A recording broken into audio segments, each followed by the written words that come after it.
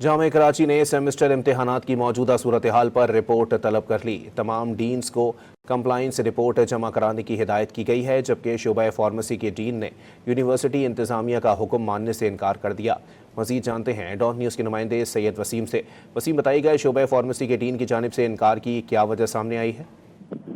جی بالکل، جامعہ کراچی میں انجمن اساتذہ تنظیم کی جانب سے سیمسٹر امتحانات اور کلاسز کا بائیکاٹ کیا گیا ہے مطالبات کی منظوری کے لیے، تاکہ ان کے مطالبات منظور کیے جائیں۔ دوسری جانب جامعہ کراچی کی انتظامیہ نے سخت موقف اختیار کرتے ہوئے کل یہ اعلان کیا تھا کہ تمام آج ہونے والے سیمسٹر امتحانات معمول کے مطابق ہوں گے، لیکن آج جو ہے وہ کچھ شعبہ جات کے اندر جو ہے وہ امتحان جو انجمن اساتذہ تنظیم جو کہ اپنے احتجاجی مظاہرے پر ہے، انہوں نے متاثر کرنے کی کوشش کی اور کچھ شعبوں میں امتحان نہیں ہو سکے، جس پر جو جامعہ کراچی کی انتظامیہ اس نے رپورٹ طلب کر لی ہے تمام ڈین سے، اور اس میں جو شعبہ فارمیسی کے ڈین ہے انہوں نے امتحان نہیں لیا، جس پر جو ہے وہ ان سے یہ جواب بھی طلب کیا گیا تمام ڈین سے کہ وہ اس پر اپنی کمپلائنس جمع کرائیں۔ جی بہت شکریہ وسیم۔